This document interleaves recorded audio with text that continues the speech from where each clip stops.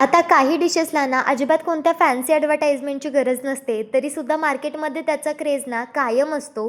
त्यातलाच एक प्रकार आणि सगळ्यांचा आवडीचा म्हणजे पातळ रस्सा शेवभाजी बनवायला इतकी सोपी आणि इतकी चविष्ट लागते.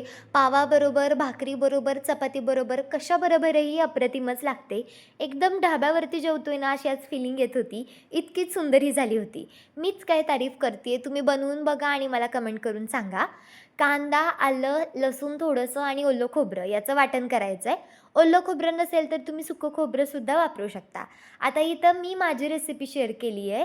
जर ह्याच्यामध्ये काही बदल असेल तर तुम्ही मला नक्की तो कमेंट सेक्शनमध्ये सांगू शकता. आता कढईमध्ये मी तेल टाकून जिरं टाकलं आणि मीडियम 2 आकाराचे टोमॅटोची प्युरी करून ती ॲड केली. ती छान शिजली की मग असं वाटण परतवून घेतलं. आता मसाल्यांमध्ये ना तांबडं तिखट, घरातलं काळं तिखट, थोडासा पावभाजी मसाला टाकला होता याला मी आणि हळद टाकली. असं करून वाटण छान परतवून घेतलं आणि टोमॅटोचा आंबटपणा बॅलन्स करण्यासाठी इथे मी साखर ॲड केली आहे. गरम पाणी ॲड करून मीठ आणि कोथिंबीर पेरून घ्यायची आणि मस्त एक ह्या रश्श्याला उकळी येऊन द्यायची. रश्श्याला उकळी आली की आपलं काम झालं असं म्हणायचं आणि एवढी सोपी भाजी लागते खूप चविष्ट. आणि जेव्हा तुम्ही जेवायला बसणार आहे, तेव्हा त्या टायमिंगलाच त्याच्यामध्ये शेव ॲड करायची. 1-2 मिनटं गॅस चालू ठेवायचा, लगेच बंद करायचा आणि असं लिंबू पिळून मस्त एन्जॉय करा.